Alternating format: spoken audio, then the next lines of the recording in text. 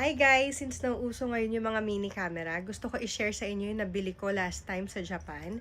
Ito yung mini camera ng Cytron. Cytron yung brand niya. Nabili ko siya for 7,000 yen. Less tax. So kung nagbabalak kayo bumili ng mini camera sa Japan, magdala na kayo ng SD card or doon na kayo mismo bumili. By the way, nabili ko siya sa Big Camera sa may Akihabara branch. And maraming big camera branches sa buong Japan. So feeling ko available to lahat. And may iba pa siyang color. Alam ko may black, may gray, and may iba pang brands. Pero ito yung napili ko kasi may screen siya. Tapos yung quality niya medyo mas mataas compared dun sa mga iba kong nakitang options.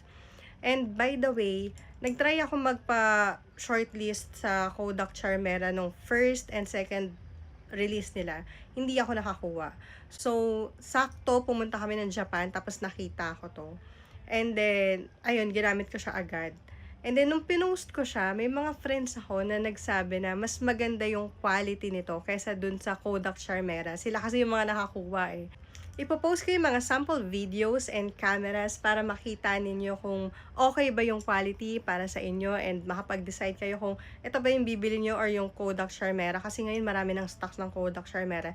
Hindi lang ako familiar kung magkano na siya. Kasi nung unang release nila, alam ko na sa 2,000 pesos lang or 1,700. Pero ngayon, parang tumaas na ata siya. Hindi lang ako updated Pero ito, good buy na to. Kasi nga maganda yung quality niya compared sa Charmera. At saka, yung itsura niya kasi very stylish. Tapos, may strap siya nakasama. 'Di ba? So, ayan, pwede mo siya isuot. Ayan, medyo mahaba lang siya. Inaano ko na lang siya. Tinatali ko para mas maiksi. And then, nabilang ko rin siya ng charm. Itong pink na to. Sayang nga kasi, merong ganitong color dun sa gashapon na kinuwanan ko nito. Kaya lang, ito yung nakuha ko. Pero okay lang, kasi cute pa rin naman siya. Ayan. So, ayan. If ever na pupunta kayo ng Japan, baka magustuhan nyo rin to. So, yun lang. Thank you for watching. Ayan, gusto ko lang i-share din sa inyo to. Thank you!